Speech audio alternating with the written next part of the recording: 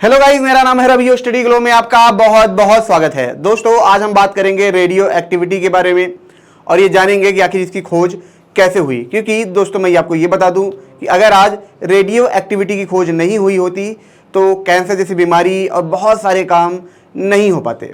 तो इस खोज का इतना बड़ा महत्व है कि इसने पूरी दुनिया में क्रांति ला दिया था और न जाने कितनी बीमारियाँ और न जाने कितने सारे इसने एप्लीकेशन दिए।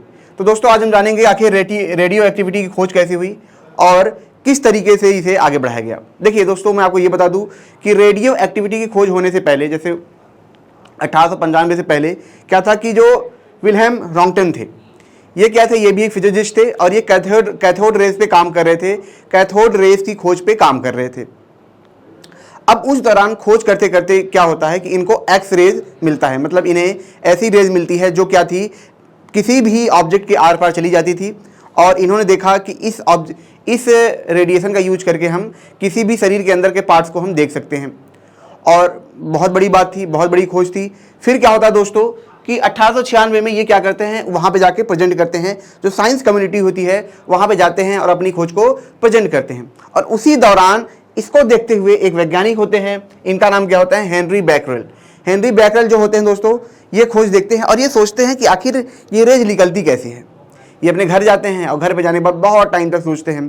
फिर ये क्या करते हैं, ये लेते हैं एक एलिमेंट जिसका नाम क्या होता है, जिसका नाम होता है यूरेनियम साल्ट। ये क्या करते हैं, पहले एक ये पेपर लेते हैं। कौन सा पेपर लेते हैं, फोटो प्लेट्स लेते हैं। और फोटो प्लेट क्या होता है, जैसे आपने देखा होगा कि बहुत टाइम पहले जब फोटो खींचे जाते थे तो उसके अंदर रील्स होती थी। तो वो जो रील्स, जो वो प्लेट्स होती हैं, जो पतली पतली मतलब जो आप देखें प्लास्टिक की पेजेस होती हैं, वही क्या होती हैं, फोटो प्लेट्स होती हैं।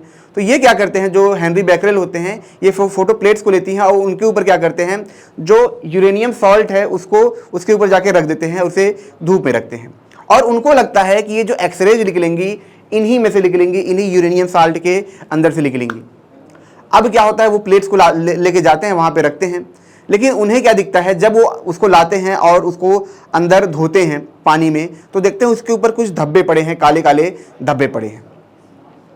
इसको मैं आपको ऐसे समझाता हूँ, ठीक है।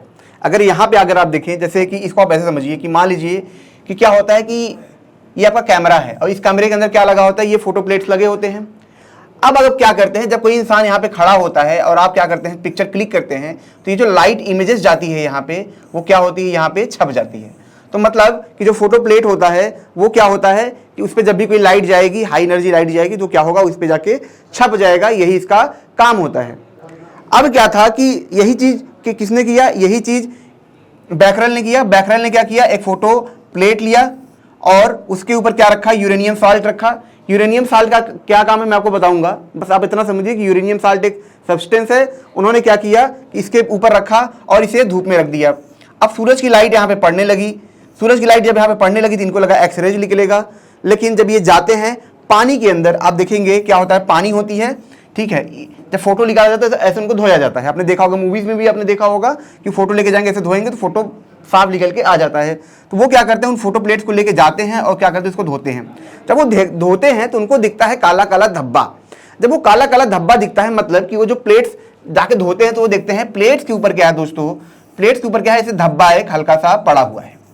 अब सोचते हैं ये धब्बा क्या है, ये धब्बा वही पड़ा हुआ था, उसी आकार का था जिस आकार का ये यूरेनियम साल्ट था।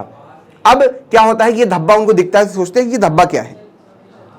तो इनको लगता है कि कुछ तो है इसमें, क्योंकि जाहिर सी बात है, जैसे अगर यहाँ पे धब्बा है उसी ऑब्जेक्ट के आकार का, इसका मतलब यहां तो लाइट नहीं आनी चाहिए थी, लेकिन इसके बावजूद भी क्या हो रहा है, इस प्लेट पे लाइट आ रही है। मतलब कि अगर हम यहाँ पे कोई ऑब्जेक्ट रख दें तो लाइट तो यहाँ नहीं आनी चाहिए थी, लेकिन इसके बावजूद भी क्या हो रहा है, यहाँ पे जो लाइट आ रही है, मतलब कुछ इसका इमेज बन रहा है। लेकिन इसका इमेज बन कैसे रहा है, यही चीज बैकरेल को बहुत ज्यादा परेशान करती है।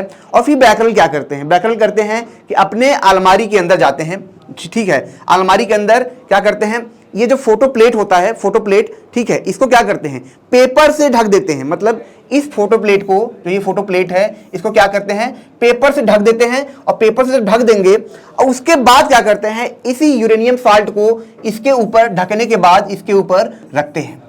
और रखने के बाद क्या करते हैं, उसको बंद कर देते हैं। अब बंद करने के बाद इनको लगता है अंदर तो लाइट है नहीं, अलमारी के अंदर लाइट तो जाएगी नहीं, तो ये क्या होगा, जो इमेज भी नहीं बनेगा, क्योंकि इनको ये लग रहा था कि लाइट की वजह से कुछ ऐसा हो रहा है जिसकी वजह से जो यूरेनियम साल्ट है वो लाइट इमिट कर रहा है, मतलब लाइट से लेकर लाइट इमिट कर रहा है। इसीलिए सोचते हैं कि अगर अलमारी में मैं बंद कर दूंगा तो लाइट इसके पास पहुंचेगी नहीं, और उसके बाद क्या होगा कि इस पे कोई इमेज बनेगा नहीं, इस फोटो प्लेट पे कोई इमेज बनेगा नहीं। मतलब कि आपको मैं अलमारी में बंद कर दूं, आप वहां पे फोटो खींचिए तो आपको कभी कोई इमेज आएगी, कभी कोई इमेज नहीं आएगी, क्योंकि वहां पे लाइट नहीं है। तो सेम चीज यहां पे था कि अगर ये फोटो प्लेट पे हमने इसको किसके अंदर रखा, अलमारी के अंदर रखा, अलमारी के अंदर रखा, वहां पे लाइट नहीं है, जब लाइट नहीं है तो इस प्लेट पे इमेज बनेगी नहीं, किसकी, इसकी। इनको ये लगता है। अब बैकरल क्या करते हैं, बैकरल उसको रख के आराम करते हैं, बहुत बढ़िया। फिर क्या होता है कि कुछ दिन बाद बैकरल वापस आते हैं और उस फोटो प्लेट को निकालते हैं। बहुत खुश थे कि अब तो लाइट इसमें कुछ बना होना होगा नहीं। फिर वो जाते हैं और पानी को क्या करते हैं, रब करते हैं। जैसे पानी में फिर से रब करते हैं, वो देखते हैं यार ये तो फिर से इमेज बन रहा है, मतलब ये इमेज बन कैसे रहा है। तब जाके बैकरल को समझ में आता है कि ये जो लाइट निकल के, ये जो लाइट ठीक है निकल के प्लेट पे आ रही है, ठीक है, जो इमेज बन रहा है किसकी वजह से, यूरेनियम साल्ट की वजह से ये लाइट खुद इमिट कर रहा है। मतलब ये जो यूरेनियम साल्ट था, ये जो ऑब्जेक्ट था, ये जो छोटा सा ऑब्जेक्ट था, ये खुद लाइट अंदर से इमिट कर रहा था, और यही लाइट क्या हो रही थी, इमिट होके इस पे जाके चिपक रही थी, इमेज बना रही थी। मतलब कि अगर आप देखेंगे कि कैमरा कोई ऑन करे और कोई लाइट जलाए जूम से करके, मतलब कोई आप अलमारी के अंदर अंधेरा है और कोई लाइट जलाता है, कैमरा ऑन करेंगे तो फ्लैश आपके फोटो में आ जाएगा। तो सेम चीज यहां पे था, ये जो ऑब्जेक्ट था ये बहुत हल्की हल्की रेडिएशन पैदा कर रहा था, और ये जो रेडिएशन थे इस प्लेट पे आके क्या हो रहे थे, इमेज बना रहे थे। और इसके बाद जो बैकरल होते हैं वो बोलते हैं कि ये ऐसा ऑब्जेक्ट है जो अपने अंदर से लगातार रेडिएशन एमिट करता रहता है, एनर्जी एमिट करता रहता है। लेकिन बैकरल इसको पूरी तरीके से समझा नहीं पाते हैं कि आखिर ये कैसे एमिशन मतलब रेडिएशन एमिट करता है। फिर यहाँ पे एंट्री होती है किसकी, मैडम क्यूरी की, और उनके जो हस्बैंड होते हैं पेरी क्यूरी की। लेकिन दोस्तों उससे पहले मैं आपको ये बता दूं कि आप एग्जाम की तैयारी करते हैं, 2-3 साल आपके निकल जाते हैं, कोई काम करते हैं 2-3 साल आपके निकल जाते हैं, लेकिन इसके बावजूद भी आपका जो एग्जाम होता है क्रैक नहीं हो पाता है, क्योंकि लोग आपको सिर्फ मोटिवेट करते हैं, आपसे दिन रात मेहनत कराते हैं। लेकिन सच्चाई यही है कि वहीं पे कुछ टॉपर कम टाइम के अंदर कम मेहनत करके ज़्यादा मार्क्स गेन कर पाते हैं। क्योंकि रिसर्च में पाया गया है कि जब कोई इंसान फ्लो की स्टेट में होगा, उसका माइंड फ्लो की स्टेट में होगा, तो उसकी एफिशिएंसी 500 गुना बढ़ जाएगी, 5 टाइम बढ़ जाएगी। और इसीलिए दोस्तों ये कोर्स हम आपके लिए लाए हैं ताकि आप अपनी एफिशिएंसी 5 गुना बढ़ा सके। फ्लो 25 कोड आप यूज करेंगे तो महज 299 में आपको ये मिल जाएगा। तो अब दोस्तों यहाँ पे देखेंगे कि जो पेरे क्यूरी होते हैं, ये मैडम क्यूरी होती हैं, तो जो ये इनके जो हस्बैंड होते हैं ये एक ऐसा इक्विपमेंट बनाते हैं जिसमें क्या हो सके कि आप कोई भी जो ऐसे ऑब्जेक्ट है उनके ऊपर जांच कर सकते थे, उनके रेडिएशन पे जांच कर सकते थे, उनके एटॉमिक नंबर पे आप जांच कर सकते थे, इन सब पे आप काम कर सकते थे। इसीलिए इन्होंने बनाया था, और इसका यूज करती है मैडम क्यूरी। मैडम क्यूरी क्या करती है, जो बैकरेल का रिसर्च था उस पर लगातार काम करती है, उसको आगे बढ़ाती हैं, और ये चुनती है यूरेनियम को। यूरेनियम को जब ये लेती हैं, उस पर काम करती हैं, तब इनको भी जाके दिखता है कि ये जो यूरेनियम है ये क्या कर रहा है, लगातार एनर्जी एमिट कर रहा है, और अपने जो इसका मास है वो धीरे धीरे घट रहा है। अब इसके बाद क्या करती हैं ये, थोरियम एक ऑब्जेक्ट होता है, थोरियम की खोज करती हैं, जो नया एलिमेंट होता है उसकी ये खोज करती हैं, और ये बताती है कि ऐसे कुछ रेयर एलिमेंट हैं जो अपने अंदर से लगातार एनर्जी एमिट करते रहते हैं लाइफ टाइम। कुछ तो ऐसे ऑब्जेक्ट होते हैं जैसे कि आप देखेंगे जो रॉड होता है, ये सब होते हैं, रेडियम होते हैं, ये सब में जब लाइट पड़ती है तो ये कुछ टाइम के लिए चमकते हैं। लेकिन इन थोरियम के साथ ऐसा नहीं था। थोरियम जो था ये लगातार वक्त के साथ अपने अंदर से एनर्जी एमिट कर रहा था, और अपना जो मास है वो वक्त के साथ कम भी कर रहा था। तो इसी को जाके आगे चल के जो मैडम क्यूरी होती हैं वो क्या बोलती हैं कि ये क्या है, यही थोरियम है दोस्तों। ये क्या है, रेडियो एक्टिविटी है, मतलब कुछ ऐसे पार्टिकल हैं, एलिमेंट हैं जो क्या कर रहे हैं, लगातार अपने अंदर से एनर्जी इमिट कर रहे हैं, और जिसकी वजह से क्या होता है कि उनका जो मास होता है वो कम होता रहता है, और वो लगातार दूसरे ऑब्जेक्ट में भी बदलते रहते हैं, दूसरे पार्टिकल में भी बदलते रहते हैं। मतलब इसको हम ऐसे समझें कि जैसे कोई इंसान है, वक्त बीतता है तो क्या होता है, पहले वो बच्चा है, फिर थोड़ा सा टीनेज में जाता है, उसकी बॉडी बदल जाती है, स्ट्रक्चर, चेहरा सब कुछ बदल जाता है। फिर वक्त बीतता है तो क्या होता है, थोड़ा और बड़ा हो जाता है, जवान हो जाता है, फिर वक्त बीतता है तो बूढ़ा हो जाता है। तो वैसे इनके साथ था ये वक्त के साथ क्या होते थे, बड़े नहीं होते थे, ये वक्त के साथ छोटे होते जाते थे, क्योंकि ये अपने अंदर से लगातार एनर्जी को निकाल रहे थे, बाहर निकाल रहे थे। मतलब इसको ऐसा समझिए कि कोई दिन, हर दिन मेरा कोई क्या करे, छोटा मेरा बाल निकाल ले, फिर मेरा चमड़ा निकाल ले, फिर मेरा नाखून निकाल ले, तो धीरे धीरे मेरा मास कम होता जाएगा। सेम चीज इनके साथ था।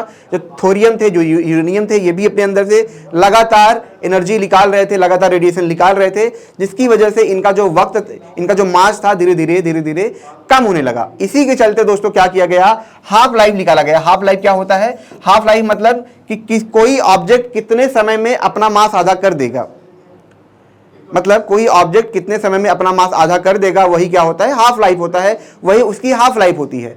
जैसे एक इंसान है कि 30 साल में जवान हो जाता है, और ठीक है, मतलब उसकी जो आधी उम्र है उसमें वो जवान हो जाता है, तो वही उसकी क्या है, हाफ लाइफ है। वैसे ही अगर जितने वक्त में ये क्या होगा, गल मतलब खत्म हो जाएगा, आधा रह जाएगा, इसका मास माने 2 kg है, तो ये क्या रह जाएगा, 1 kg रह जाएगा।